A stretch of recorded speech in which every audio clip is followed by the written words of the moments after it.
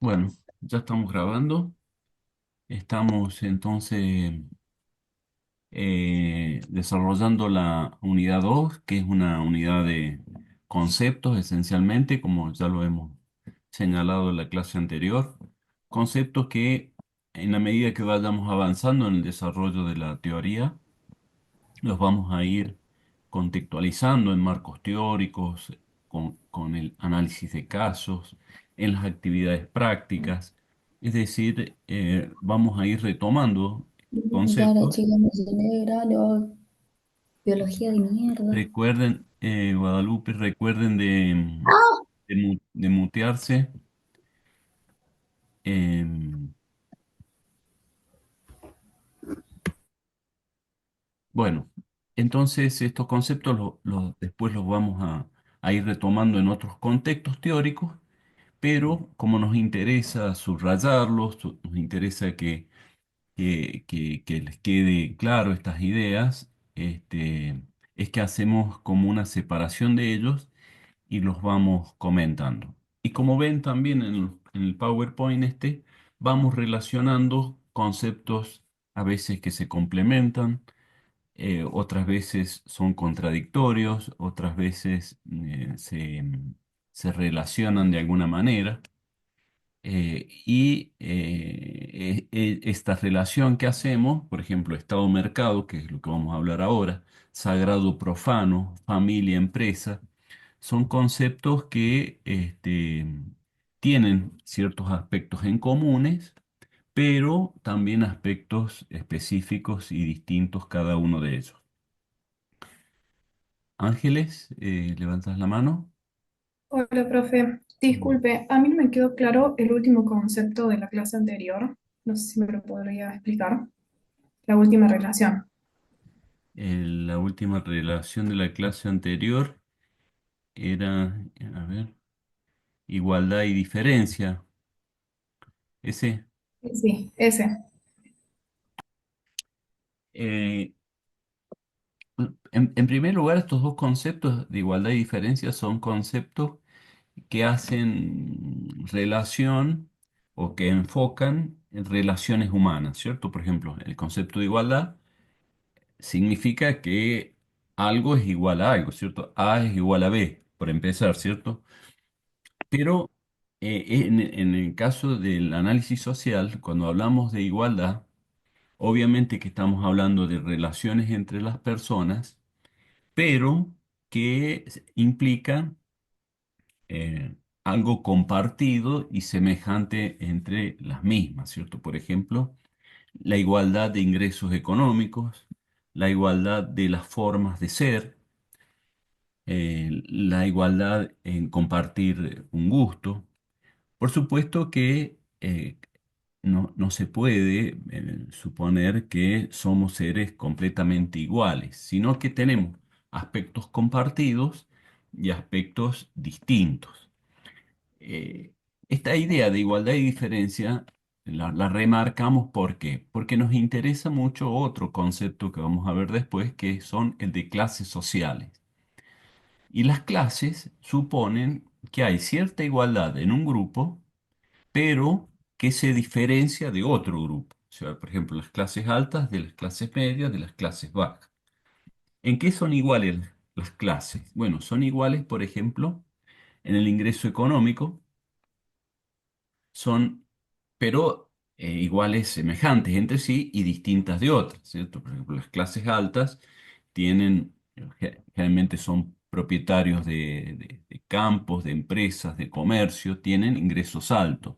Las clases bajas tienen menos ingresos, eh, y ello hace que, por ejemplo, vivan también en lugares distintos, ¿no? Las clases altas, por ejemplo, en country, las clases bajas en las periferias de la ciudad.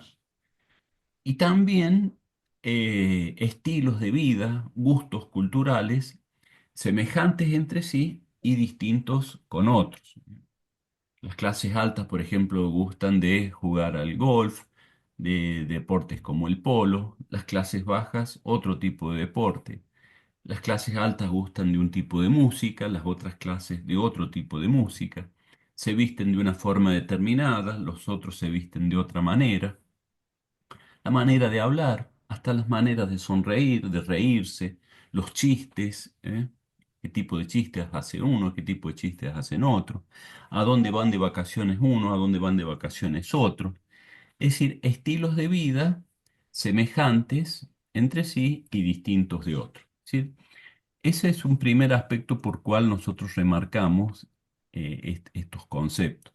Además, el concepto de igualdad, después lo vamos a relacionar con el de libertad, porque ahí ya cobra otro significado más el concepto de igualdad, que es la idea de la igualdad como un valor, ¿no?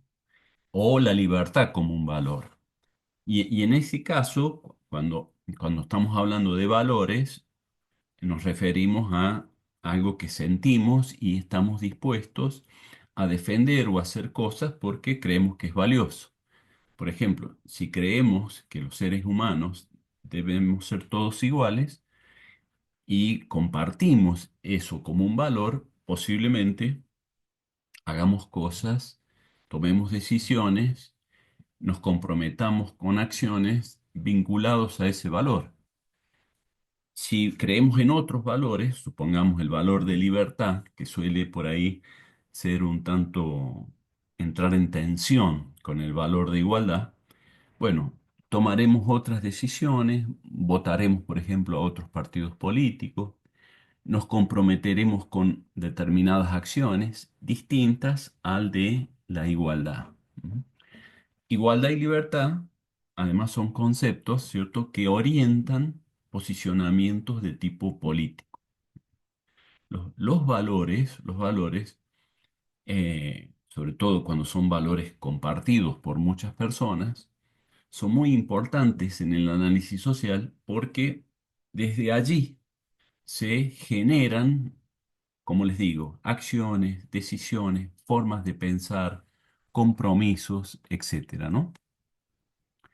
Entonces, el concepto de igualdad, por ejemplo, con nosotros, cuando terminemos la idea de concepto, vamos a empezar con Marx y el marxismo, veremos que es un concepto esencial en esa teoría. Marx era un convencido de que la igualdad era un derecho y que era muchas veces vulnerada, atropellada por intereses de grupos dominantes, ¿sí? Cuando hay una relación dominantes-dominados, obviamente que no hay igualdad, sino que esa asimetría se rompe y, bueno, no se da más. Ángel. Sí, profe, tenía la duda de a qué se refiere exactamente con igualdad. O sea, igualdad a derechos, igualdad en persona, igualdad de pensamientos, de valores o de qué. Bueno, estábamos hablando en términos generales, ¿cierto? Que uno puede ir contextualizándola en función de a qué hace referencia. Por ejemplo, lo último que acabo de decir, hablando de las teorías marxistas, eh, la teoría esta se vincula más a igualdad de condiciones, ¿no? En las teorías más liberales, por ejemplo, sí hablan de una igualdad de derechos. El ser humano es igual frente a la ley, pero no la igualdad de condiciones de existencia. ¿No? Entonces ahí, por ejemplo, también hay una sutil eh, distinción que podemos hacer respecto al concepto de igualdad, ¿no? Eh, pero más allá, digamos, de estas precisiones del concepto de igualdad, en términos generales, la igualdad supone un equilibrio, una semejanza entre unos y otros, ¿eh? Ya sea semejanza de derechos, semejanzas de condiciones de existencia, etcétera.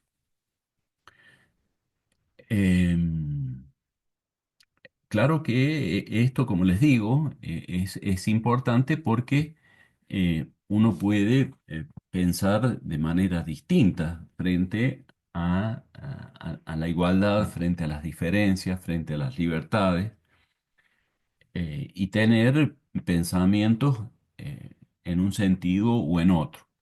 Lo que nosotros queremos marcar acá es cómo este posicionamiento frente a estos valores tienen incidencia después en nuestras maneras de pensar, de identificarnos, de orientarnos más, por ejemplo, ya sea políticamente o tomar decisiones cotidianas. Si uno, por ejemplo, ¿no? Uno cree eh, en la igualdad de derechos independientemente de lo que uno haga. Supongamos que uno cree eso. Eh, Uno después, por ejemplo, frente a un hecho cualquiera, tiene y se posiciona frente a esa creencia. Supongamos que pensemos eh, que todos tenemos el mismo derecho, en tanto que somos seres iguales, de la educación superior. Ese pensamiento de que todos tenemos derecho frente a la educación superior tiene como un sustrato, una base de que creer de que somos iguales. Entonces, como somos iguales, tenemos el mismo derecho.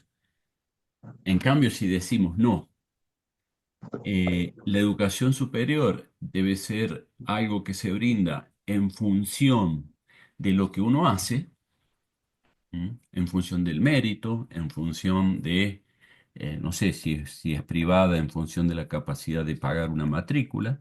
Ahí ya entra otra perspectiva, ¿no? La perspectiva de, bueno, somos iguales en algunas cosas, pero en otras no.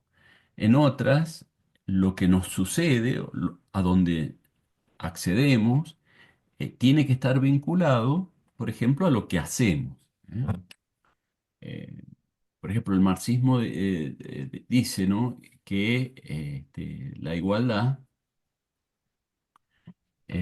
tiene que ver con las necesidades y no con lo que uno hace, ¿cierto? O sea, supongamos el derecho a la salud, ¿no?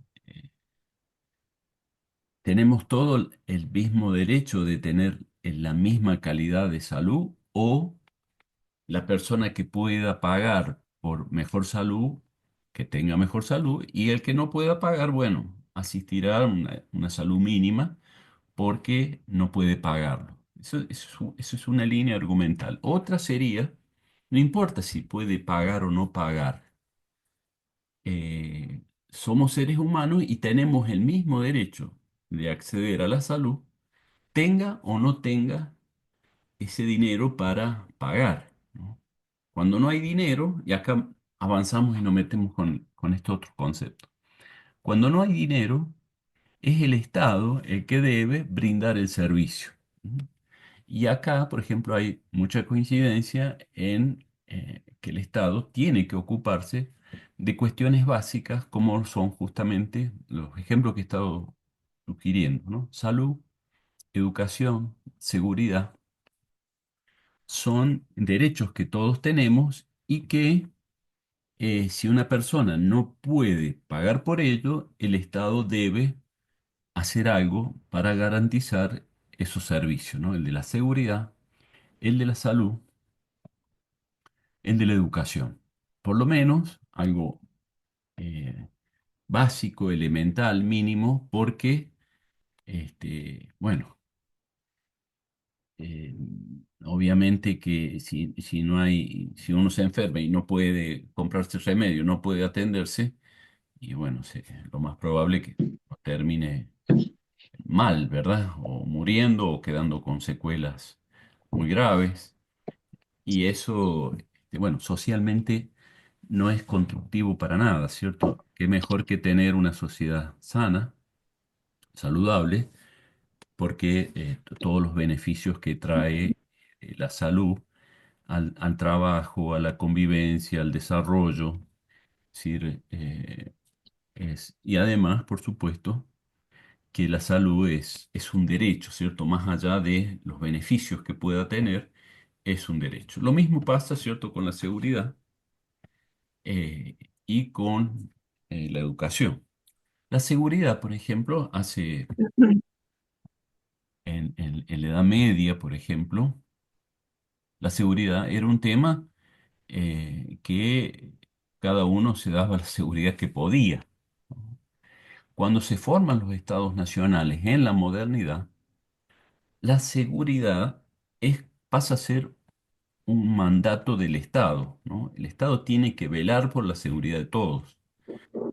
Y eso significa que expropia, le saca el poder a las personas, a las familias, por ejemplo, de hacer justicia, lo que se conoce, ¿cierto? Justicia por mano propia.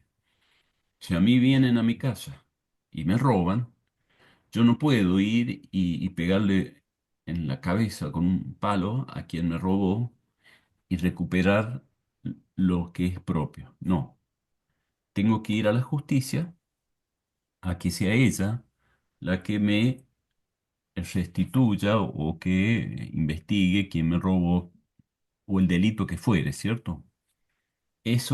Pasa a ser una responsabilidad del Estado y no una, una, una potestad de cada uno o de la familia, ¿cierto? Cuando, por ejemplo, justamente en el concepto de Estado, decimos qué es el Estado, una de las definiciones que más relevancia tiene es la que da Max Weber, que dice que el Estado es la única institución capaz de ejercer de modo legítimo la violencia. ¿Qué significa esto, cierto? Tener el monopolio de la violencia. Significa justamente esto, que se le ha quitado, se nos ha quitado a nosotros el ejercicio de la violencia. Si nosotros hacemos actos violentos, estamos cometiendo un delito. ¿Eh? No sé, lo que sea, ¿verdad? Un accidente en la calle, nos bajamos y empezamos a los golpes, estamos cometiendo un delito. Por más que tengamos razón de que el otro cometió una infracción monstruosa y que se merece no sé, que le pegue una patada en el auto o lo que sea. No, no se puede ejercer la violencia nosotros. Tenemos que ir a la justicia para que ésta aplique la ley. Y muchas veces la ley se puede aplicar porque existe la sanción legítima que el Estado puede ejercer en el caso de rebeldía, ¿cierto? Si alguien, pongamos, mata a una persona y vamos a llevarlo preso y la persona dice, no quiero ir, bueno, se lo agarra de las pestañas y se lo lleva por la fuerza, ¿verdad? Y se le priva de la libertad y se lo pone preso. Esos son ejercicios de violencia legítima. Ujú. El privado, la familia, cada uno de nosotros no puede ejercer la violencia. El Estado sí. Lo mismo sucede frente a muchas situaciones, como puede ser el ataque no sé, de una comunidad, supongamos, no sé, una comunidad de extranjeros que de repente empiezan a cometer ataques de cualquier índole. No podemos nosotros armarnos y defendernos a los tiros frente a ese ataque. No, pero el Estado sí, el Estado puede ejercer una contraviolencia, en este ejemplo, para defender al conjunto de la sociedad. Entonces, un primer acercamiento importante al concepto de Estado es este, ¿no? Es esta potestad que tiene de poder ejercer la violencia de manera legítima. Pero el Estado es muchas otras cosas más. El Estado es un gran organizador del conjunto social. Eso es quizás lo más destacado de lo que significa el concepto de Estado. Si no existiera el Estado, ¿qué existiría? existiría lo que se conoce como la ley de la selva, en donde cada uno hace lo que quiere, porque no hay reglas, porque no hay leyes, porque no hay árbitros, porque no existe la sanción, porque no hay reglas, ¿cierto? La sanción aparece cuando se violenta una regla. Si no hay reglas, que el Estado es el guardián de las reglas, y cada uno puede hacer lo que le venga en ganas o en necesidad, lo que va a acontecer es una especie de caos, ¿no? En donde el más fuerte es el que gana. Supongamos que no, supongamos por un momento que desaparece el Estado, que no hay más leyes, que no hay más justicia, que no hay más policía. ¿Qué va a pasar? ¿No? Y acá yo siempre recuerdo, ustedes eran chicos, que eh, hace varios años atrás, en la provincia de Córdoba, se dio una huelga policial por reclamo salarial, ¿no? O sea, la policía dijo, no, no vamos a desarrollar nuestra actividad y se quedaron en las comisarías sin hacer nada, como acuarteladas ahí, estamos de paro. ¿Qué pasó?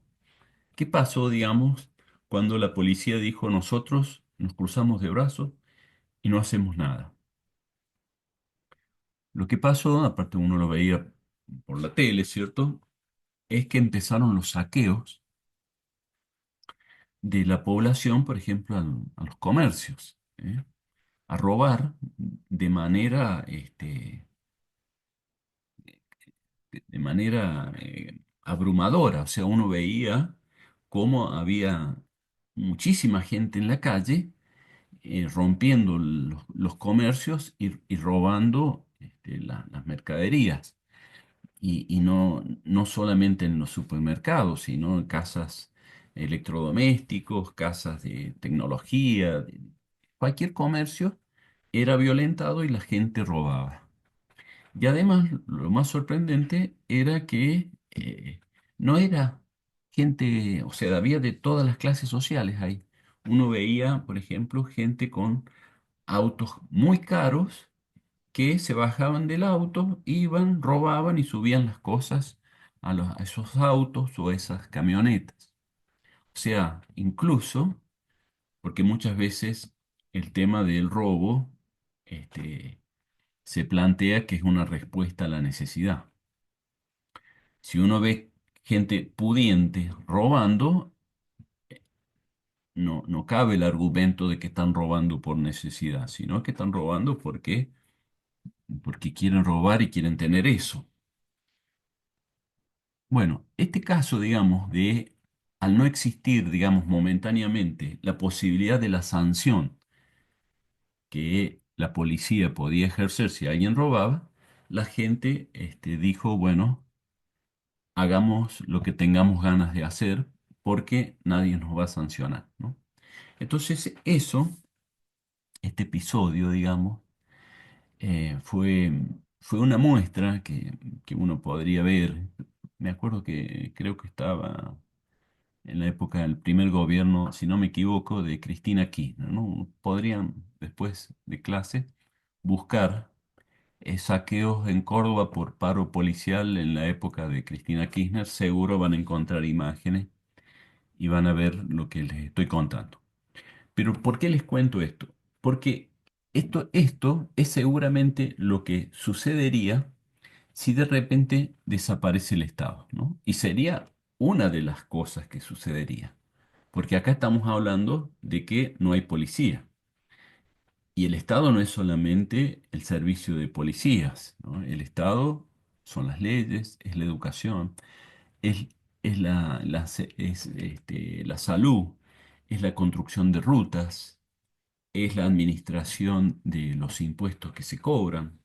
El Estado tiene un sinnúmero de funciones, todas las cuales tienen sentido porque contribuyen a la convivencia armoniosa, en paz y que apunte al desarrollo de la sociedad.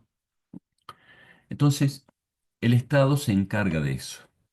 Ahora, dado que, porque cuando uno dice a qué asocias la palabra Estado, generalmente las personas tendemos a pensar en aparatos burocráticos administrativos e incluso muchas veces exageradamente eh, cargados de personas y de trámites sin mayor sentido. Es verdad que muchas veces el Estado crece eh, desproporcionalmente, que suele ser usado a veces por los políticos como una caja de empleos para hacer favores y después pedir votos, por ejemplo, ¿cierto? Te doy este cargo, pero acordate, ¿cierto? Que después te voy a necesitar para que me apoyes en las elecciones. O te doy este plan, para que puedas ir tirando, pero este plan, después tiene un costo, ¿no? O sea, una cosa es el Estado y otra cosa es el mal uso del Estado que pueden hacer un partido, otro, un grupo, un dirigente, un gobernador. El mal uso del Estado es otra cosa, ¿cierto? De cualquier institución, de cualquier recurso se puede hacer un mal uso. Pero no por eso, digamos, se puede pensar que podemos convivir sin Estado, ¿no? Sin Estado es un planteo un tanto utópico en el sentido, no existe comunidad alguna, ni ha existido, que pueda convivir sin Estado, excepto en el marco de, por ejemplo, en el marco de una sociedad, pequeñas comunidades, supongamos que deciden, y que estos ejemplos existen, ¿cierto? Comunidades que deciden irse a vivir en un sector de la naturaleza, cerca de un río para tener agua, y allí desarrollan una economía de autosubsistencia, ¿no? Y como son comunidades pequeñas, pueden, por ejemplo, no sé, una vez a la semana, reunirse y distribuir tareas y ser así, en asambleas permanentes, todos deciden qué hacer, quién lo hace, cómo, cuándo, una especie de autogobierno en esa comunidad. Pero bueno, estos casos sí existen, pero primero marcar que se da en el marco de una sociedad ya existente. Esas personas no pueden eh, ir contra la ley del país en donde están viviendo, ¿cierto? Por ejemplo, en Israel hay muchos, ¿cómo es que se llaman? Kibbutz, ¿m? Ah, eh, que siguen un poco esa lógica. Ahora, eso no significa que puedan ir en contra de las normas y de las leyes que existen en Israel. Están sujetos esas personas a las mismas leyes que el resto de la comunidad. Claro que hay cosas que no dependen del Estado. Supongamos, no mandan los hijos a la escuela pública, sino que son ellos mismos los que lo educan. Pero eso no significa que después, por ejemplo, si quieren ingresar a trabajar en algún lugar, no tengan que rendir algún tipo de examen de equivalencias a la educación que el Estado brinda. O sea, no sé si me explico, ¿no? Pero la idea es que no se puede vivir sin, sobre todo en este tipo de sociedad que vivimos muchas personas, sin un aparato, en este caso administrativo, judicial, policial, que se encargue de muchas actividades que hacen a la supervivencia del conjunto. Si no tuviéramos Estado, por ejemplo, supongamos que Argentina decide cerrar todas las oficinas del Estado. No solamente aparecería este caos que les decía yo recién, sino que lo más probable es que países vecinos vinieran y se hicieran cargo de nuestro territorio. Porque si entre las cosas que tiene el Estado, tiene el ejército, que cuida las fronteras.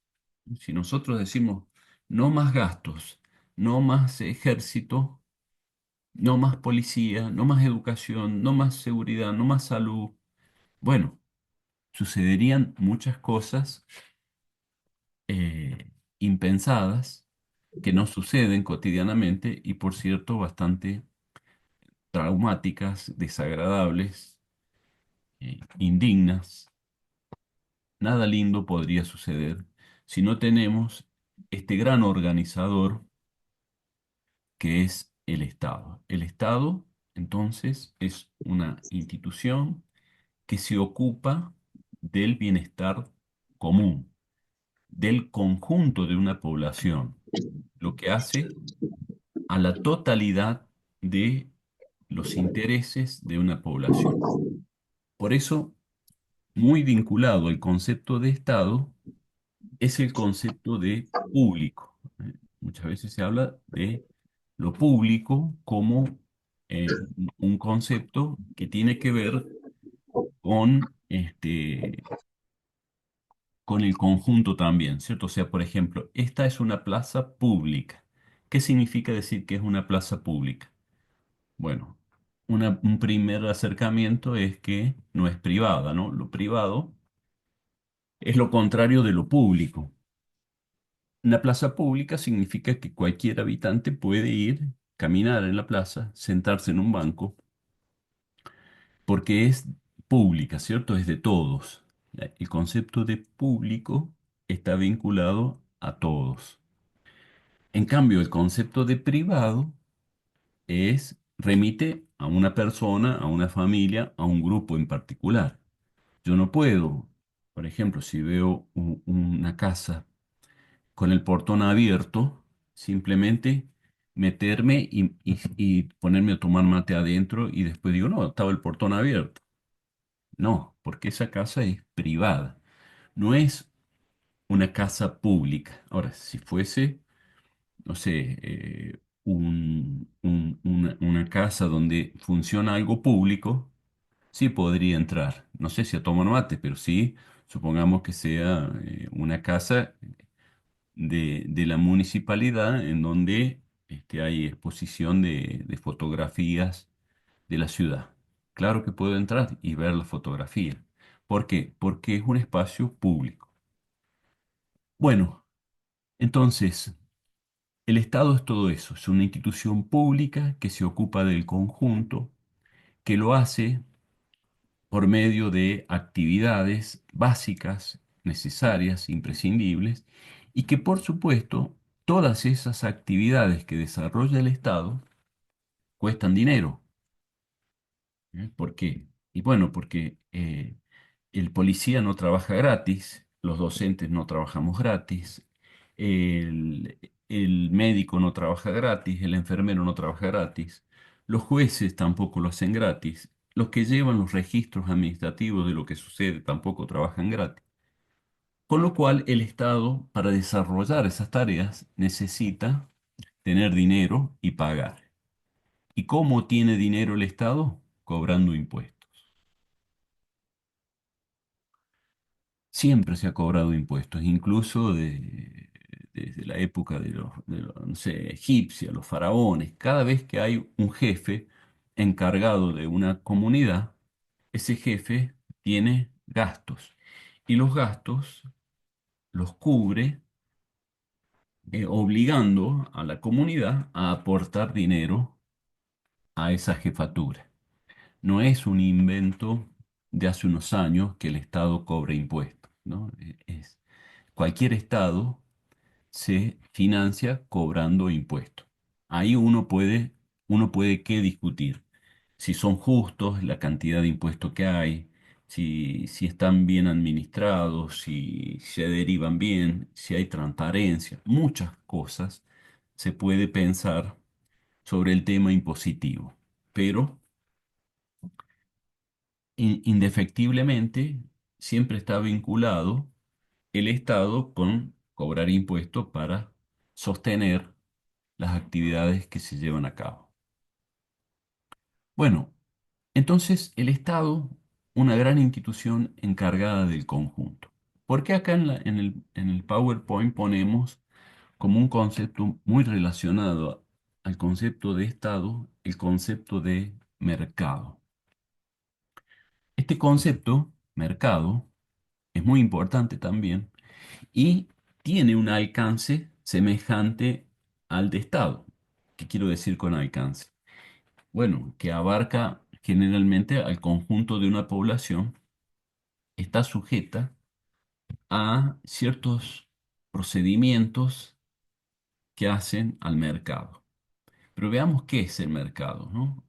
El mercado es esencialmente una lógica, es decir, un modo de relacionarnos entre unos y otros. ¿Que en qué consiste esta lógica? Es una lógica de intercambios. Yo hago esto porque necesito esto otro. Entonces, es un dar y un recibir de objetos y de acciones que este, facilitan la convivencia, sobre todo en sociedades complejas, ¿cierto? Mientras más compleja es una sociedad, nuestra tarea se tiene que especializar en algo en particular y más necesitamos de intercambiar esfuerzos, recursos para poder subsistir. No podemos, en este marco, en este momento histórico en que nos ha tocado nacer, ocuparnos de todas las necesidades que tenemos nosotros y nuestros seres queridos. No tenemos capacidad de ser médicos, de ser arquitectos, de ser constructores, de ser plomeros, de ser, no sé, educadores. No, sino que nos tenemos que especializar en algo, brindar ese servicio en el cual nos capacitamos y en ese brindar lo que hacemos, podemos luego recibir otras cosas que necesitamos. Esta lógica de intercambiar es la lógica básica del mercado, como un primer acercamiento conceptual, ¿cierto? Porque para hablar con mayor propiedad, el mercado va a surgir, tiene otras características más, eh, como por ejemplo la existencia de la propiedad privada. Pero antes de llegar ahí, a la idea de propiedad privada, quiero remarcar lo siguiente, ¿no? Eh, intercambios siempre han existido, incluso antes de que se inventara la moneda, el dinero, como facilitador de intercambios. Cuando no existe la moneda, los intercambios son de tipo trueque, ¿eh? Yo hago pan y lo que hago con ese pan es intercambiarlo después por, no sé, por un pedazo de carne, supongamos. Entonces, tantos panes son equivalentes a un animalito. Necesito del animal para alimentarme y la persona que cría animales necesita del pan. Entonces se dan estos trueques, así ha sido durante mucho tiempo las prácticas económicas de subsistencia de muchas comunidades, con trueque, hasta que en algún momento se fue avanzando con parámetros de medida. Por ejemplo, no es que un día a alguien se le ocurrió inventar y acuñar monedas, sino que existieron otros parámetros. Uno importante era, por ejemplo, la sal, ¿no? Que se usaba como la sal era un elemento valioso porque se usaba para preservar los alimentos, ¿no? El concepto de salario viene de sal y salario está vinculado a dinero porque la sal en algún momento era algo muy deseado y algo que se podía pesar y entonces un referente para realizar intercambios. Es decir, cuánta sal equivale, por ejemplo, una vaca, ¿no? Esos fueron los primeros pasos a los que se arribaron como mecanismos de intercambio. Claro que es un poco incómodo andar con kilos de sal, pagando con kilos de sal, ¿no? Entonces se llega a la moneda como elemento de medida que potencia el trueque. Porque supongamos que yo hago pan y no quiero intercambiar el pan por un chivo, sino que estoy necesitando ropa. Pero la persona que tiene ropa, ya primero que sale mucho más caro que un kilo de pan, y después que ya tiene pan. Entonces, el que tiene ropa no me quiere intercambiar por el pan. Con lo cual, las prácticas de trueque son muy limitadas. Distinto es cómo se va a potenciar cuando en vez de cambiar, de hacer el trueque de manera directa, interviene este elemento simbólico, numérico, que establece una medida de intercambio acuñada en la misma moneda, ¿cierto? 10 pesos, 50 pesos, 1000 pesos. Es un valor que me permite medir y precisar los intercambios. ¿Cuánto cuesta el kilo de pan? ¿Cuánto cuesta esta ropa? ¿No? Entonces, con la moneda uno vende pan y compra ropa. Bueno, nos vamos acercando a las cosas constitutivas que hacen al mercado, ¿cierto? El mercado entonces es una lógica de intercambios facilitada por el dinero y que se sustenta en la existencia, ya sí, ahora sí, de la propiedad privada. La propiedad privada no siempre existió. La propiedad privada tiene su origen cuando el ser humano descubre que puede cultivar la tierra. Ahí, ahí con el cultivo de la tierra va a aparecer la idea de que lo que sea el esfuerzo de cultivar, de cuidar, de regar durante meses una tarea, después lo que se recoge, se reclama, lo reclama aquel que realizó el trabajo. Y la tierra donde se cultivó también se reclama como propiedad de quien trabajó. Esta frase que se repite mucho, ¿no?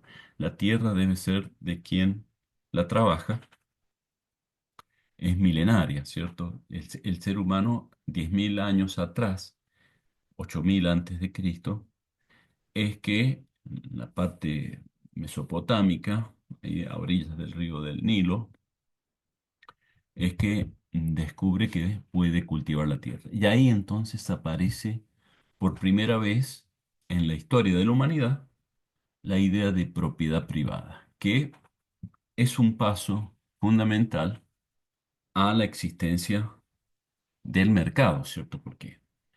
¿Por qué intercambiar si uno puede arrebatar, ¿no? Si uno puede robar, no hay intercambio.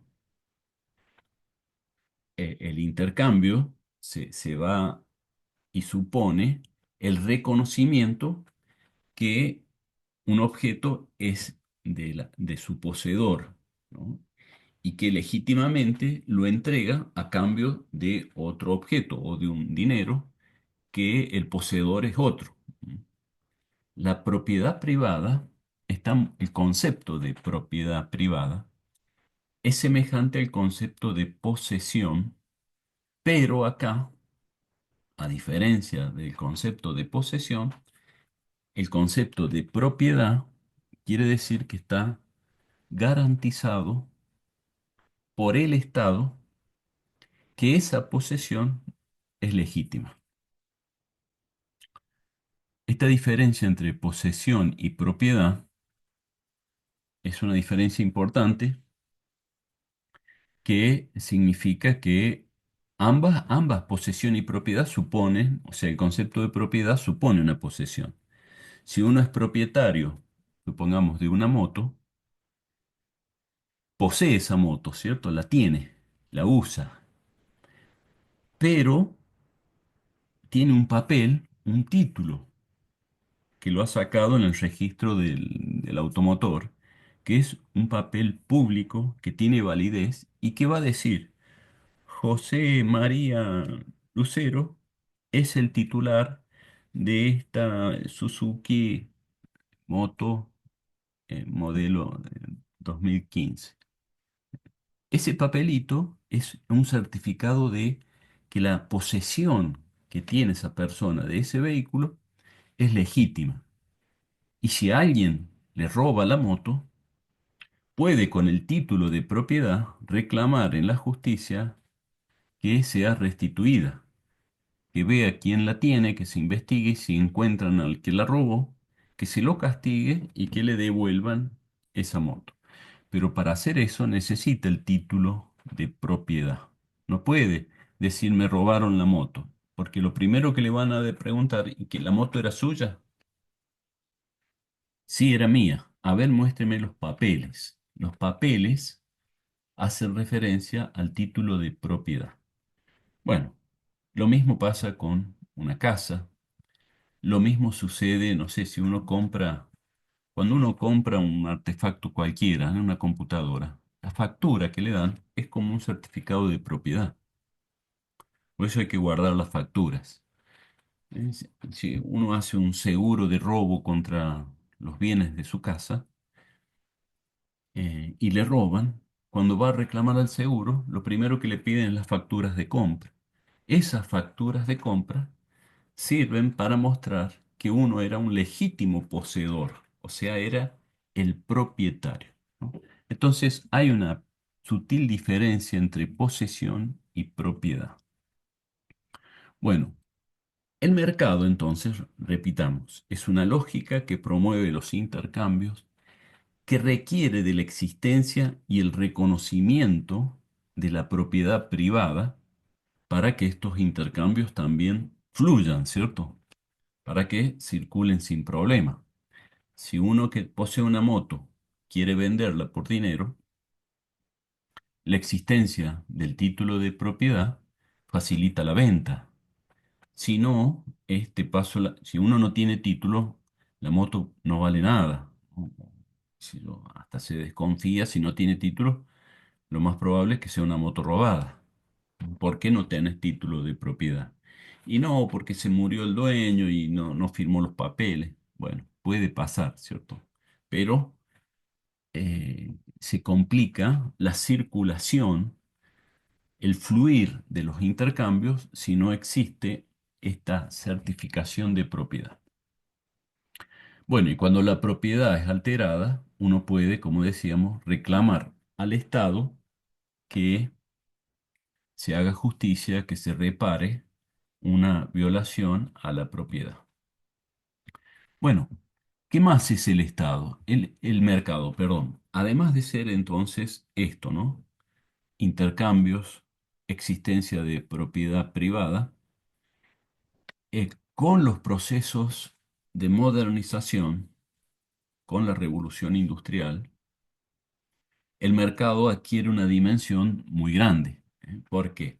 Y porque las mercancías son cada vez mayores, ya no hay producción prácticamente de subsistencia hecho en el marco de las familias, sino que son grandes tinglados de trabajadores que producen inmensa cantidad de mercancías. Entonces, las fábricas van a ser un gran potenciador de, del mercado. ¿Por qué? Porque hay objetos para intercambiar. Otra gran vertiente que da fortaleza al mercado es el comercio, porque de nada sirve producir si uno después no tiene cómo vender eso que ha producido. Muchas veces incluso a nosotros nos puede pasar cotidianamente, ¿cierto? Que, no sé, somos habilidosos para tejer, ¿no? Tejemos lindos pulóveres, pero resulta que somos malos vendedores. Entonces, podemos hacer un producto, pero no podemos venderlo. Entonces, la actividad no funciona. La actividad comercial se complementa y dinamiza la actividad productiva. Vender algo, la comercialización, es lo que mueve la producción. ¿Y qué más se requiere? Se requiere una logística de distribución, sí, o sea, transportes, transportes, camiones, ferrocarriles, caminos, barcos, todo eso mueve la actividad comercial y productiva porque eh, hace que un producto llegue de un lugar a otro.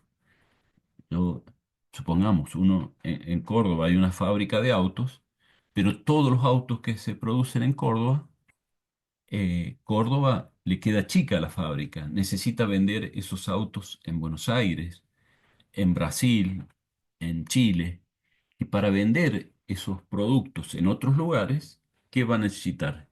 Camiones para cargar esos autos, rutas para poder llegar a esos otros lugares. Entonces, esa otra instancia, ¿cierto? Esa instancia que se conoce como la logística, el transporte, es otra pata más que da fortaleza al mercado. Entonces, vamos repasando, ¿no? Intercambios que requieren de un aparato jurídico que es la propiedad privada, que requiere de producción de bienes, que requiere de comercialización, de logística, y falta un elemento más también para completar lo que es el mercado, que son los créditos, los bancos, ¿no? La existencia de créditos potencia también la producción y la comercialización. Nos pasa a nosotros, ¿cierto? Que nos hace falta comprarnos, no sé, un calefón y que estamos apretados, no nos alcanza. Pero podemos sí sacar el calefón en 12 cuotas y las cuotas sí las podemos pagar. Entonces, ese crédito hace que podamos consumir y comprar ese calefón, lo cual lleva a que la fábrica de calefón también pueda seguir produciendo, porque si no hay venta, no hay producción. ¿Para qué voy a seguir produciendo calefones si no los vendo? Necesito vender. Y las ventas se fortalecen si hay créditos.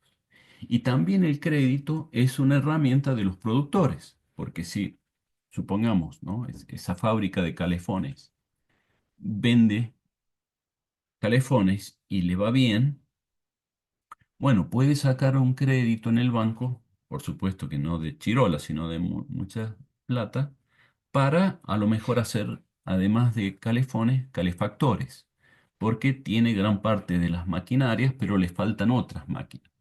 Entonces saca un crédito en el banco para ampliar su empresa o, en fin, para lo que sea, ¿no? Entonces, el crédito, que significa que alguien en los bancos prestan dinero, ese dinero que prestan potencia la actividad económica. Obviamente que la lógica de los bancos es tratar al dinero como una mercancía más. O sea, te presto 1.000.000, me devolves 1.200.000, ¿no? La inflación es el del 1%, pero yo te aplico el 2% porque tengo que ganar. O sea, los préstamos es una manera también de comprar a un precio y vender por otro. ¿Cómo compra dinero el banco? Y compra con los plazos fijos. Compra dinero prestando y cuando recibe, recupera lo que ha prestado, ¿cierto? O sea, es también una lógica de intercambios que realizan los bancos con el dinero, pero de modo semejante a cualquier otra mercadería. Entonces, el mercado es todo esto, ¿no? Y hasta ahora hemos descrito al mercado como estos intercambios, esta lógica económica, ¿m? Es decir, circunscripta, relacionada a bienes, a servicios, a actividades económicas que tienen un valor de intercambio. Pero sucede que muchas veces también esta lógica de intercambio va más allá de lo económico. ¿Qué pasa cuando le ponemos precio a todos para intercambiar absolutamente todo? Allí entramos en sutilezas sociales complejas, ¿eh? Como decíamos recién, ya vamos a poner otros ejemplos, pero decíamos recién, ¿tenemos derecho a la salud? Bueno, todos decimos que sí. Ahora, ¿podemos pagar todo por una salud de primer nivel? Ahí ya no. Entonces, si no podemos pagar estudios, supongamos estudios caros, ¿qué pasa con nuestro derecho a la salud? Está limitado. Se limita nuestro derecho en función de poder pagar. Pero acá la pregunta ¿es correcto que un servicio de salud tenga un precio? ¿Está bien que poder hacer, supongamos, una tomografía tenga un valor? ¿No sería algo que debería separarse de una mercancía? Estas preguntas, ¿cierto? Las respuestas a estas preguntas también nos posicionan ideológicamente. Si uno dice, está bien, porque, no sé, por los argumentos que sea, o está mal por los otros argumentos, uno allí se ubica más en una línea de pensamiento o en otra. Ángel, También, profe, tenía una duda. Por ejemplo, también el tema de las empresas, o sea, ¿cómo se llama? No, no me sale la palabra, pero las empresas que venden comida. ¿Qué pasa, por ejemplo, empresas que venden comida chatarra por un precio, o sea, sin preocuparse de que le vaya a hacer bien a una persona o no? bueno, por eso lo que pasa y lo que no debería pasar tiene mucho que ver con el rol del Estado, ¿no? Es el Estado el que debe vigilar eh, que los productos, no solamente de las comidas, uno puede pensar en los remedios también, que es algo tan importante. Puede pensar en la salud, en la educación, que quien vende algo esté en condiciones, ¿no? Y que no se dé un engaño, no se dé la estafa, porque puede ocasionar, en este caso, que el ejemplo que estás poniendo vos, ¿cierto? Comida en mal estado, obviamente puede afectar la salud. Entonces, por ejemplo, ¿cierto? Una oficina estatal que controla esto se denomina la oficina, creo que de bromatología, que va y mira, por ejemplo, en los supermercados bueno, primero obligar a los productores a poner la fecha de elaboración de ese alimento y la fecha de caducidad. Supongamos que vamos a comprar, no sé, un pan lactal, un pan cualquiera, o un yogur, ¿eh? Vamos a comprar yogur.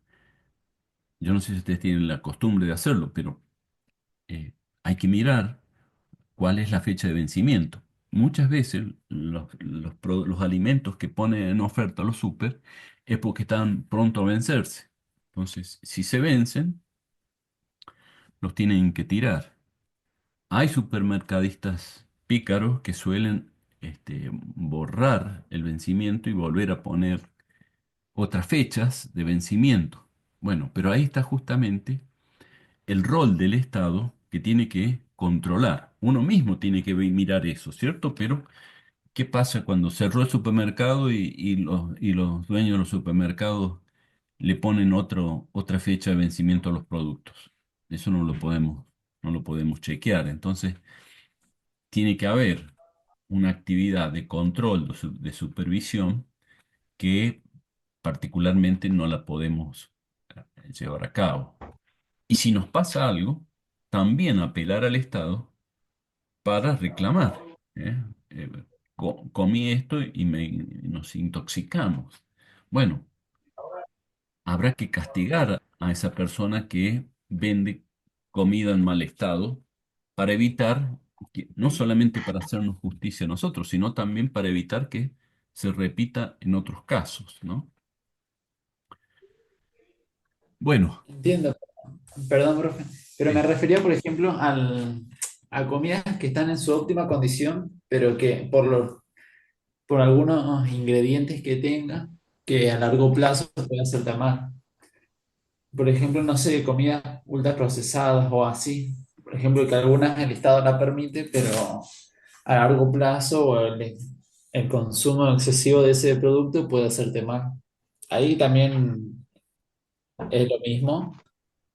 Y quizás ahí la obligación sería como, es más sutil, ¿cierto? Ahí, por ejemplo, el Estado puede avanzar en solicitar eh, los componentes que tiene ese producto, ¿no? Y no hace mucho empezaron a aparecer, también volviendo al tema de las comidas, que uno puede ver, ya sea en un yogur, en los alimentos, que aparece de qué están, cuáles son los componentes e incluso aparecen esos, creo que son hexagonales o octagonales en negro, que dice exceso en sodio, exceso en grasas saturadas, exceso en esto, que te están avisando, ¿no?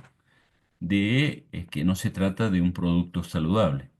Ahora, eso que existe hoy, obviamente ha sido el Estado que ha obligado a los productores a informar al consumidor cuáles son los componentes que tiene ese producto y además, como les digo, ¿cierto? Avisa que no son saludables, ¿no? Esto tiene exceso en grasa saturada. Bueno, uno ahí también tiene la libertad de decir, bueno, ¿qué me importa? Me- es imposible encontrar, no sé, un yogur absolutamente saludable y consumo un poquito de esto. No me voy a morir porque tenga un poquito más de azúcar que la ideal, ¿no? O sea, también está en uno mirar y cuidarse de uno, ¿cierto? Hay un juego ahí justamente de el rol del Estado y el rol de cada uno de nosotros y las decisiones que tomamos, bueno. El Estado tampoco puede ser una especie de papá o mamá todo el tiempo cuidándonos. Debemos también nosotros estar atentos, a estar informados y, bueno, cuidarnos nosotros también por nuestros propios medios, ¿cierto? Hacer una vida saludable es también responsabilidad de cada uno de nosotros. Y la responsabilidad del Estado apunta más a las empresas, ¿cierto? No a decirte a vos, mira Ángel, no comas esto porque es chatarra, sino, bueno, ir a la hamburguesa, ¿no? Al empaquetado de ese que está en el súper, ahí puede hacer algo el Estado. Pero a vos, si lo querés comer, ya te han avisado que eso tiene un exceso en grasas saturadas, igual lo compras, bueno, también está en uno cuidarse. Bueno, entonces, el Estado, una estructura burocrática ocupada del bien común, del bienestar de todos. El mercado, una lógica de intercambios de mercadería. Muchas veces el intercambio económico excede otros planos. Es lo que estamos diciendo, ¿cierto? Por ejemplo, cuando se compra y vende la salud, cuando se compra y vende la educación, cuando se compra y vende la seguridad. Esto, bueno, entra en un límite que uno puede pensar, hasta acá, sí, hasta acá no, esto debería ser un derecho, esto debería darse en virtud de lo que uno puede entregar en contraposición. ¿No? Por ejemplo, el tema de la educación. Existen instituciones privadas que si uno quiere educarse ahí, tiene que pagar una matrícula. Bueno, pero como la educación es un derecho también, existe el servicio estatal en donde la educación es pública y gratuita para todos, ¿no? Entonces ahí las familias o las personas decidirán, ¿pago por una escuela privada o voy a una escuela pública estatal? Bueno, nosotros dependerá a veces de nuestro Estado la capacidad de ofrecer servicios públicos de buena calidad, tener un buen servicio de educación, buena salud y que pueda justamente a veces compensar las diferencias económicas de la familia. Si nosotros damos buena, supongamos, buena educación primaria y secundaria con escuelas gratuitas, estamos dando una gran oportunidad a familias de pocos recursos de que sus hijos puedan tener éxito, por ejemplo, en la universidad, porque vienen de una buena educación previa. En cambio, si el Estado está cada vez peor, paga bajos salarios, los docentes están desanimados, etcétera, la educación que brinda el Estado no es la deseable, bueno, la formación de los estudiantes tampoco es óptima. Entonces, si no hay una buena formación y probablemente a la gente no le vaya muy bien en la universidad. ¿Por qué? Y porque el nivel educativo universitario es alto, es bravo, y hay que estar acostumbrados a leer, a estudiar, a sacrificarse, cosa que a veces, cuando uno no tiene una buena educación previa, no lo hace. Y con lo cual, ¿cuál es la consecuencia de esto? Y es difícil que la educación opere como un compensador de diferencias económicas, porque durante mucho tiempo, sobre todo en Argentina, la educación ha cumplido un papel de movilización social, de compensar diferencias económicas significativas. Es decir, familias humildes han logrado que sus hijos sean profesionales, con lo cual esos hijos y esas nuevas familias, esas nuevas generaciones, han cambiado su condición de pobreza y han pasado a ser, por ejemplo, clases medias con mayores recursos, gracias a que se educaron, lograron un título, tienen trabajos reconocidos económicamente, y ello ha hecho que hayan cambiado la condición de clase social en la que nacieron. Y todo eso gracias a qué? Gracias a la educación. Gracias a que el Estado brindó educación pública y gratuita de buena calidad. Entonces, hay ahí un juego, ¿no? Hay una lógica, hay una complejidad de lo que es derechos de unos, derechos de todos, lo que hace el Estado, lo que no hace, lo que hace el mercado, el acceso que podamos tener a un servicio u a otro y las consecuencias que suceden luego de un tipo de servicio u otro, ¿eh? Si yo estoy enfermo y tengo un buen servicio de salud pública, seguramente mis probabilidades de recuperarme son altas. En cambio, si yo estoy enfermo y soy pobre, ¿cierto? Tengo que sí o sí caer en el hospital público. Pero ese hospital público no tiene recursos, no tiene médico, no tiene enfermero y las consecuencias casi seguro es que no me voy a recuperar. Entonces, las consecuencias que suceden también entran en juego acá. Bueno, como verán, ¿cierto? Estos dos conceptos, Estado y mercado, son dos conceptos que gravitan mucho en la organización social, en el conjunto de una sociedad, y también la mirada que cada uno de nosotros tiene respecto al rol que debe tener el Estado o el mercado, nos posiciona, nos orienta en nuestras líneas ideológicas, en nuestras líneas políticas. ¿Por qué? Y porque si creemos que el Estado tiene que tener un rol más protagónico, nos tendemos a posicionar en un lugar. En cambio, si creemos que es el mercado quien debe ser el gran protagonista, y nos situamos en otro lugar. ¿Mm?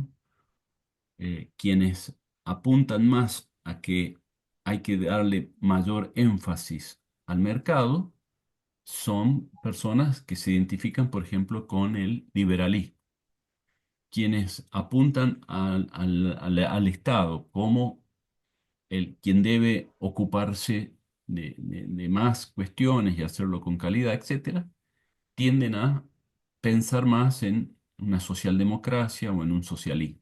¿Mm? O sea, líneas también ideológicas y políticas en virtud de cuál es nuestro análisis, de cuáles nuestras convicciones respecto a estos dos grandes temas, a estas dos grandes instituciones que juegan un papel tan importante como organizadores del todo social. Bueno, dos conceptos muy importantes. Vamos a ver otros que también claramente son importantes, pero no de la magnitud de este. Por ejemplo, acá sigue el concepto de sagrado y profano. Sagrado profano es una distinción eh, que nada que ver con Estado y mercado, ¿cierto? Es una distinción milenaria también. Quien primero en hablar de lo sagrado y lo profano fue Durkheim, y este autor señalaba que en toda comunidad, por más primitiva, por más aislada que fuera la comunidad, se encuentra que las personas dividen la esfera cotidiana en actividades que consideran sagradas y otra serie de actividades que tienen esta característica de profanas. ¿Eh? No es que las personas le pongan el nombre, esto y esto y esto es sagrado y esto y aquello otro es profano. No, la clasificación de sagrado y profano viene del analista, ¿no? Pero sin necesidad de estar poniéndole nombres a las prácticas, uno observa que la gente considera una serie de acciones, de prácticas, de rituales, de actividades, como sagradas y otras como profanas. ¿Pero qué significa? Uno puede decir qué significan en virtud de si se puede hacer algo o no. Me explico ahora. ¿Qué quiero decir? Si algo se puede cambiar la forma de hacerlo, significa que es profano. Si por el contrario debo repetir la misma manera de hacer esa actividad, eso significa que es sagrado. Vamos a poner ejemplo. Si yo puedo salir a cazar animales, un día con una flecha, otro día con un cuchillo, otro día con una honda, otro día con un aire comprimido, un día salgo a las 7 de la mañana, otro día salgo a la noche, un día me diseño tal estrategia para cazar y otro día tal otra estrategia, significa que esa actividad es profana. ¿Eh? Puedo innovar, puedo transformar el modo de hacerlo. Ahora, ¿cómo yo, por ejemplo, establezco un lazo reproductivo con las personas? Allí generalmente hay rituales que se deben respetar. ¿Eh? Es decir, por ejemplo, yo no puedo hacer un casamiento un día de una manera, un día me caso con una persona, al día siguiente decido casarme con tres más, al año decido, bueno, casarme con cinco más. No, la sociedad establece un modo, un ritual de establecer ese vínculo y eso no se puede estar innovando tan fácilmente, ¿no? Por supuesto que algunas prácticas de cambio se pueden dar, pero generalmente son difíciles de transformar. Hay una actitud más conservadora. Lo mismo pasa, por ejemplo, de un ritual de muerte, ¿no? Cómo enterrar a alguien, cómo velarlo. No puedo estar yo innovando, mira, vamos a hacer supongamos, incluso en otros países se pueden hacer como En Estados Unidos, un velatorio puede durar una semana. Nosotros estamos regulados, velorios duran una cantidad de tiempo, se realizan de determinadas formas. Ese respetar un modo de hacer algo es porque hay algo sagrado allí que está orientando esa acción. ¿Mm? No transformarlo, ser más bien conservador en la modalidad que se lleva a cabo determinadas prácticas. Bueno, esta distinción, entonces, de sagrado y profano, uno las puede encontrar en cualquier comunidad con la cual se conecta. Así vayamos a una comunidad en el medio del Amazonas, aislada completamente, y bueno, y empezamos a mirar esto, qué es lo que repiten siempre y lo hacen siempre de la misma modalidad, y qué cosas pueden ir innovando, probando de hacerlo de una manera o de otra. Esas dos divisiones se dan. ¿A qué remite lo sagrado? ¿Por qué no se modifica lo sagrado? ¿Qué quiere decir sagrado? Bueno, generalmente vinculamos el concepto de sagrado a un nexo con una creencia de tipo religiosa, pero también lo sagrado está vinculado a un nexo con las tradiciones de nuestros antepasados. El respeto a lo que se ha hecho antes por nuestros progenitores, nuestros ancestros, respetar esa tradición y no cambiarla. Cuando eso sucede, hay como una especie de vínculo sagrado con el pasado, con las generaciones pasadas. Ángel. Profe, quería decirle que en el chat habían dicho que si lo podía repetir otra vez lo de sagrado y profano, que se habían perdido. Eh, bueno, pero no, no me he ido a otra cosa, estoy todavía en eso, ¿cierto? Digamos, el concepto básico para comprender qué es sagrado y qué es profano, bueno, primero, ¿cierto? Repito, es como si en una sociedad se hablaran dos lenguajes, ¿eh? Inglés y español. ¿Qué significa? Bueno, que en algunas circunstancias hablamos en español y en otras hablamos en inglés. Cuando hablamos en español, por ejemplo, cuando nos casamos, cuando hacemos el amor, cuando rezamos, cuando nos juntamos todos los domingos en casa a comer. Ahí hablamos español. Pero hablamos en inglés ¿cuándo? Y cuando salimos a trabajar en la oficina, hablamos en inglés en la vía pública, hablamos en inglés cuando vamos al estado y hacemos un trámite. Bueno, esto es sagrado y profano. La diferencia es que en el caso, en el ejemplo que estoy poniendo, lo familiar, lo religioso, las prácticas que consideramos muy importantes, no las transformamos, sino que repetimos y las hacemos siempre de la misma manera, como lo hacían nuestros padres, como las hacían nuestros abuelos, nuestros tatarabuelos.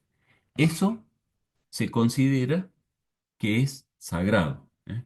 Cómo se entierra un muerto, cómo nos casamos, eh, cómo, en fin, cómo hacemos cosas que consideramos generalmente muy sentidas en nuestra subjetividad.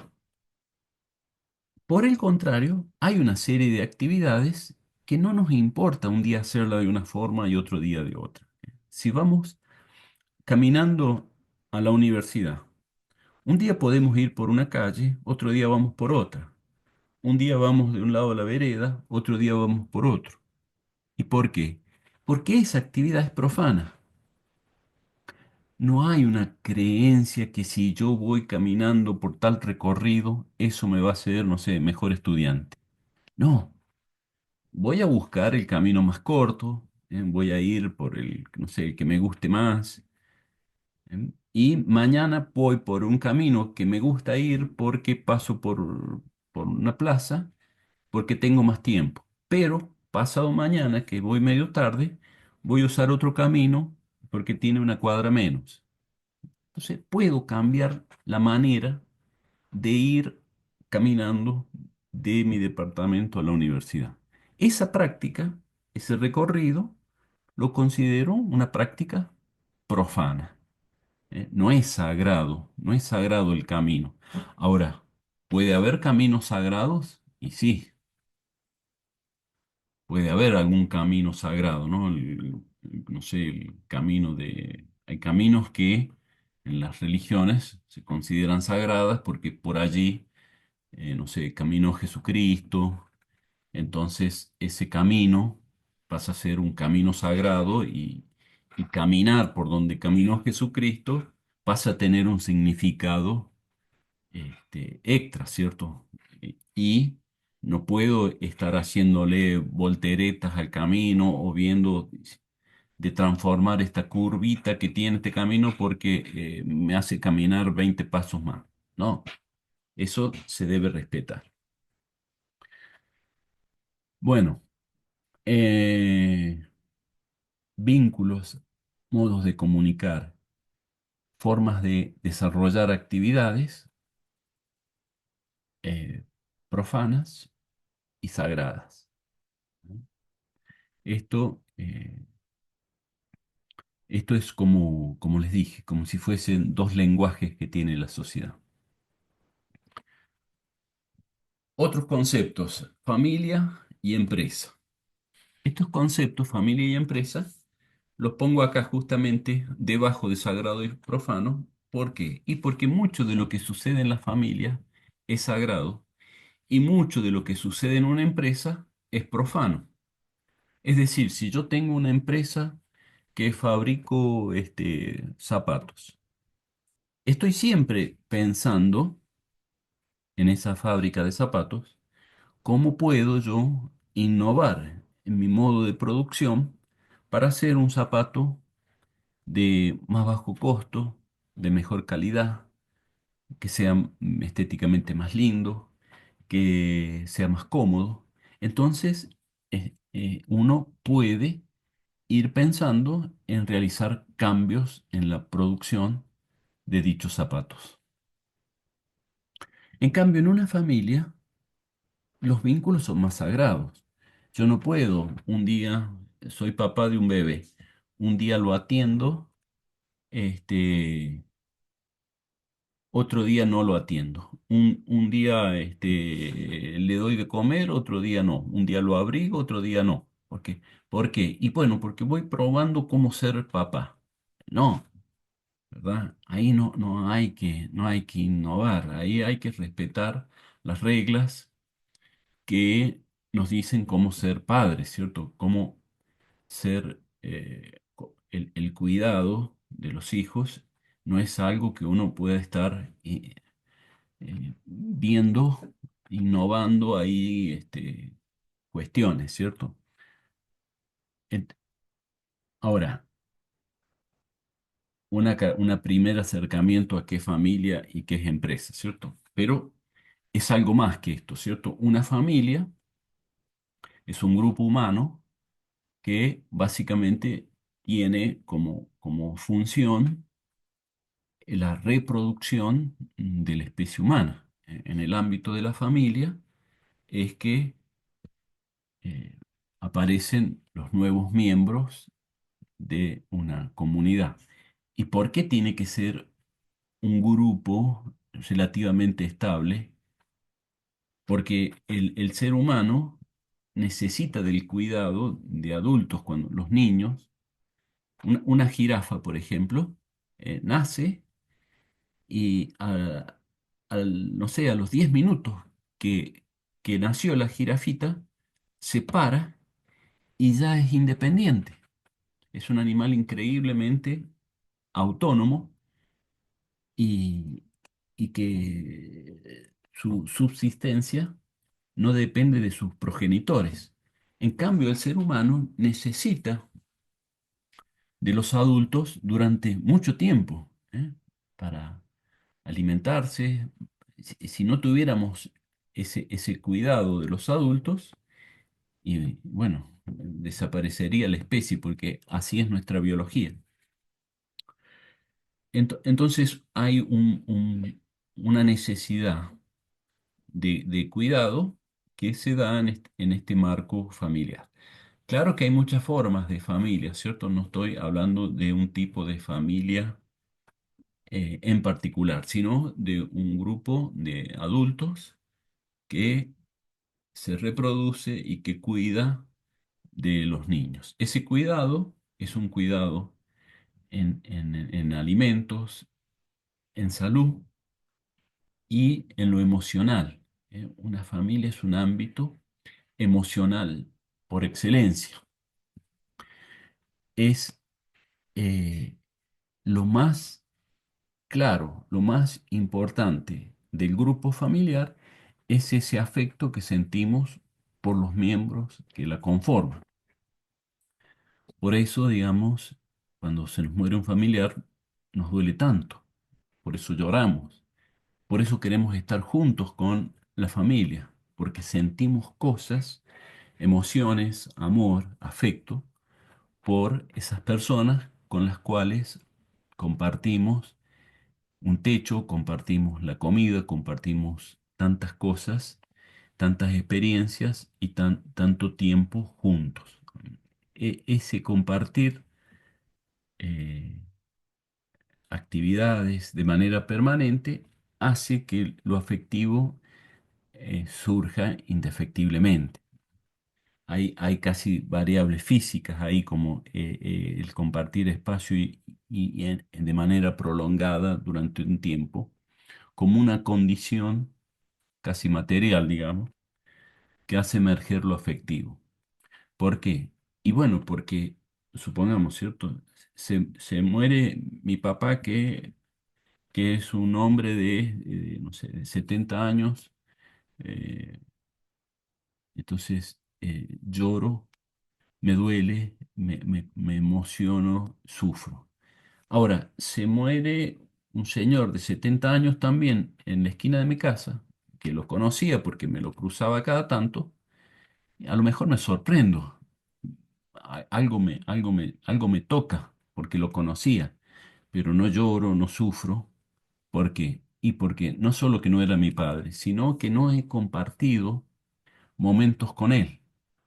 Ahora, se muere un hombre de 70 años que es el kiosquero al que siempre voy a comprarle golosinas, alfajores, cigarrillos.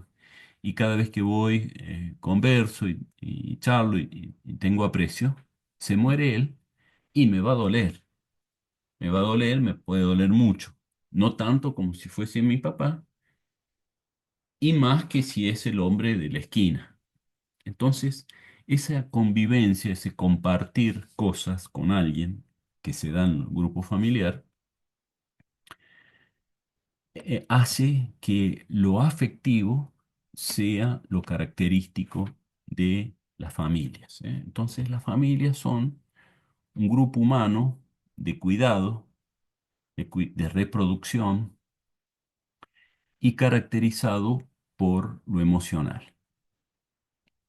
Una empresa también es un grupo humano que compartimos tiempo, que compartimos lugar, pero el vínculo acá es de trabajo. Y un día en la empresa que trabajamos nos despiden y vamos a trabajar a otra empresa. Y cuando nos despiden, en vez de llorar, nos da bronca, ¿cierto? Y posiblemente, en fin, no me hice de amigos con la gente que trabajaba y no extrañe la empresa. El vínculo ahí es pragmático, es instrumental. No es la emoción, la identificación, lo que caracteriza una empresa, sino que es el interés instrumental de hacer esa actividad porque me pagan un salario y con ese salario entonces yo lo uso para proteger a mi familia, alimentar a mi familia, por ejemplo, ¿cierto? En gran parte, las actividades que hacemos fuera de la familia se hacen para dar cobertura a las necesidades familiares. Entonces, las empresas, el mundo económico, el mercado, lo profano, se puede cambiar, se puede vender, se puede modificar las acciones que realizamos. En la familia, en lo sagrado, no. Ahí se respeta, allí aparece el afecto, no aparece el interés. Interés, desinterés, para sintetizarlo en dos conceptos. Yo siempre digo, ¿no? En una familia, uno, van ustedes, supongamos que alguien de ustedes vive en Alvear, Mendoza, y se ha venido a estudiar a San Luis. Hace un mes que no ve a sus padres. Cuando llega de visita, la mamá le quiere dar un abrazo. Ustedes no le dicen alto, alto. Antes del abrazo, pásame la mensualidad. No, ¿verdad? No tiene un precio el abrazo. No sale 10 pesos, no sale 1 millón. No, el abrazo es algo emocional que no tiene un referente económico como si lo tiene, no sé, un pullover, una motocicleta, lo que fuere. Tampoco uno puede, ¿cierto? Ir a un comercio, a una empresa, llevarse, no sé, ese zapato y cuando se está yendo decir, ¿te lo puedo pagar con un abrazo? No, no, mira, el zapato vale 100.000 pesos, no, no es un abrazo. Entonces, en la empresa, lo emocional no va. En la familia, el interés económico se atenúa. No digo que no exista, sino que no es lo preponderante. Lo preponderante es lo afectivo. Bueno, veamos otros conceptos más. Integración, especialización. Y acá aparece este cuadrito que son árboles. Y estas imágenes del árbol la he puesto acá como una metáfora, como una ilustración de estos dos conceptos, ¿no? El de integración tiene que ver con lo que es, por ejemplo, la parte del tronco del árbol y especialización con las ramas y ramitas que surgen más arriba. Alguno de ustedes estará diciendo de qué relevancia tiene esto socialmente, porque está hablando del árbol, de integración, de especialización. Bueno, tiene bastante relevancia porque es el paso que se ha ido dando a lo largo de la historia de la humanidad. Hace miles de años atrás, 20.000, 30.000, 50.000 años atrás, las comunidades eran pequeñas y las actividades que se desarrollaban eran muy pocas. La caza, la recolección de frutos, el cuidado de los chicos, construir chozas muy sencillas, porque cuando se terminaban los animalitos ahí en la zona o no había más frutos que recoger, la gente se iba a otros lugares, se mudaban en busca de alimentos en otros lugares, ¿no? Grupos pequeños que hacían lo mismo. Ese hacer lo mismo no era lo único que los integraba, sino que creían lo mismo, tenían los mismos rituales, hacían, eh, se- hablaban igual, pensaban igual. La gente era muy semejante entre sí. Y esa semejanza los llevaba también a ser comunidades muy integradas, muy fusionadas entre sí. Hay quienes incluso piensan que no existían los nombres propios, que todas se llamaban de la misma manera, nombre que era el de la comunidad. Todos se llamaban, supongamos, no sé, lagarto. ¿Por qué se llamaban todos lagartos? Bueno, porque del lagarto sacaban su piel, comían su carne, Entonces, como un reconocimiento al lagarto, se llamaban los lagartos, ¿no? Hacían un tótem con la imagen del lagarto y ese era el nombre de la comunidad. Pero fíjense en ustedes, al no existir nombres individuales, significa, ¿cierto?, que estaban muy fusionados entre sí, eran muy semejantes entre sí. Y esa semejanza se debía en gran medida, ¿no?, a que todos hacían prácticamente lo mismo. Todos eran cazadores, recolectores, constructores de eh, estas chozas o pequeños lugares para resguardarse del frío, del agua, etcétera, ¿no? Entonces, hacer lo mismo conlleva a sentir lo mismo, a pensar igual, y eso hacía o hacia la integración. Con el paso del tiempo, con el cultivo de la tierra, se da un salto muy importante de división de trabajo. Unos hacen una cosa, otros hacen otras. Unos cultivan, otros cuidan los chicos. Otros crían animales, otros protegen los cultivos y a los animales. ¿Por qué? Porque las comunidades se asentaron, dejaron de ser nómades, de andar circulando de un lugar a otro y se establecieron en un territorio. Cuando pasa esto, empieza a complejizarse las actividades. Las poblaciones empiezan a ser más grandes. Ya no son comunidades de 30, de 40, que andan vagando, digamos, que andan transitando la naturaleza, sino que se quedan en un lugar. Hay más alimento, la población crece, las actividades se diversifican y la gente se empieza a especializar en un tipo de actividad. El guerrero, el agricultor, el constructor, el cazador, el granjero, etcétera, ¿eh? Y a medida que pasa el tiempo, cada vez más actividades especializadas, ¿eh? Con la revolución industrial aparecen muchísimas nuevas actividades.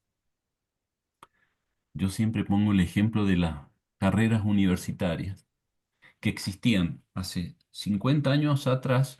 Había 8 o 9 carreras. O eras médico, abogado, ingeniero, contador.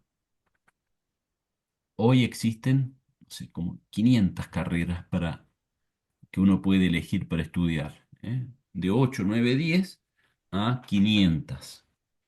Los números no son exactos los que estoy diciendo, ¿no? Pero sí quiero darles una idea de cómo se ha multiplicado la cantidad de carreras que existen. ¿Y por qué se han multiplicado la cantidad de carreras que existen? Y porque cada vez el mundo es más complejo, cada vez se requiere de nuevos conocimientos, de nuevas actividades, de nuevos trabajos. Entonces eso va generando la necesidad de formar a personas en estas nuevas tareas, ¿eh?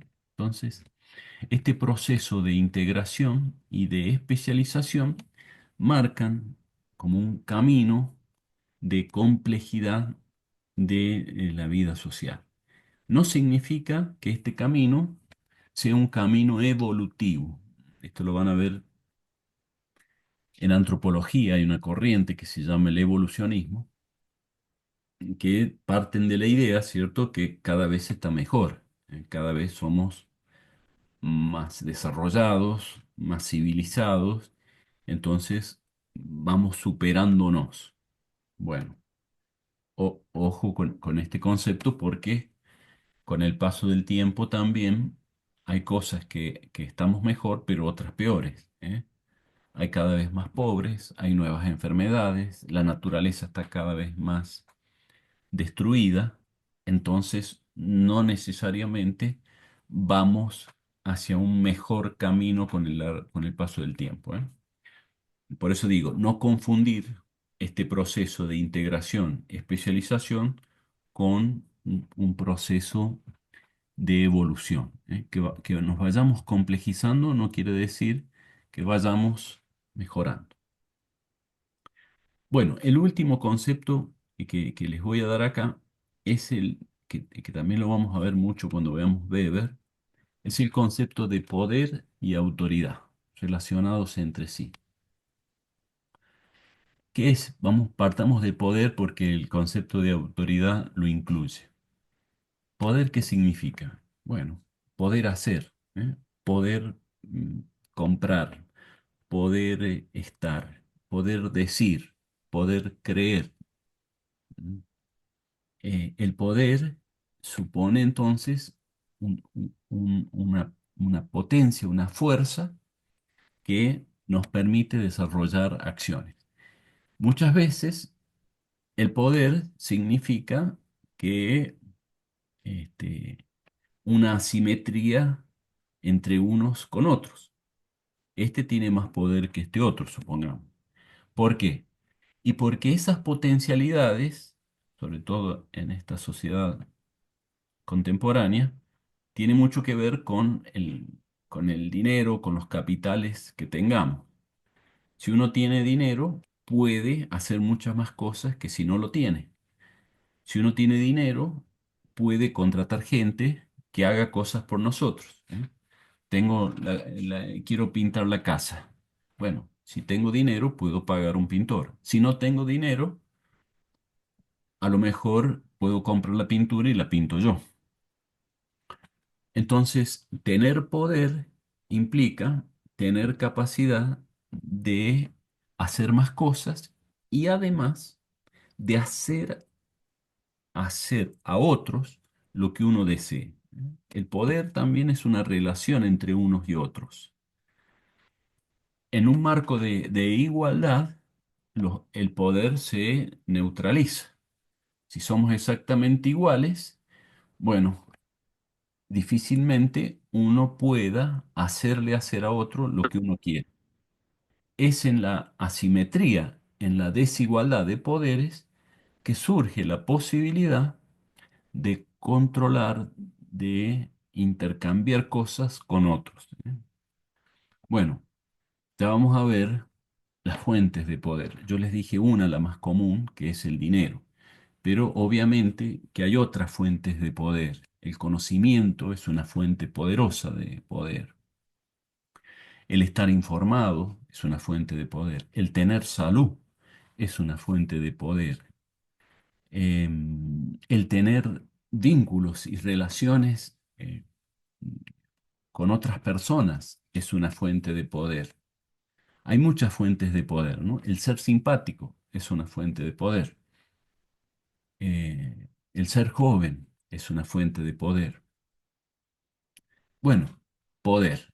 Otro concepto es parecido, pero no igual, es el de autoridad. La autoridad, ¿quiénes son autoridad? Bueno, autoridad, por ejemplo, es el presidente, es un gobernador, pero también lo es un juez, lo es un maestro, es el comisario, es el médico, es el contador, es un funcionario público. ¿Y qué significa autoridad? Significa que una persona tiene poder para hacer cosas y hacerle hacer cosas a otros cuyo poder está legitimado. ¿Qué quiere decir legitimado? Quiere decir que está reconocido, que es aceptado por quien recae el ejercicio de esa autoridad. Por eso, cuando decimos que esa autoridad, acá como ven en el PowerPoint, es poder más legitimidad. Es decir, es un poder que está reconocido legítimamente por el otro. Legitimidad significa reconocimiento.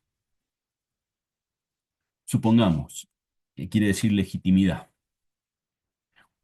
Dos médicos, dos cardiólogos, tienen, digamos, el mismo ejercicio profesional, pero uno tiene prestigio y el otro no. ¿Mm? Ese prestigio supone reconocimiento, que seguramente surge porque se sabe que es muy buen cardiólogo, ¿no? Que no se le muere casi nadie en sus cirugías. En cambio, el otro que no tiene ese prestigio, bueno, es una lotería, ¿no? Opera el corazón, uno se muere, otro no, uno sí, otro no. Entonces, no tiene legitimidad.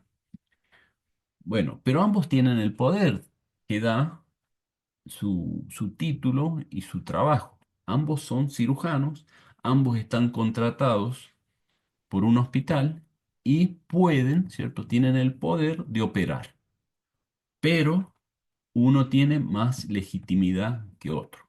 Uno tiene más reconocimiento que otro. Cuando el poder se suma al de legitimidad, se dice que esa persona tiene autoridad. ¿Eh? Entonces, autoridad es poder más el reconocimiento del uso de ese poder. O dicho de otro modo, poder más legitimidad.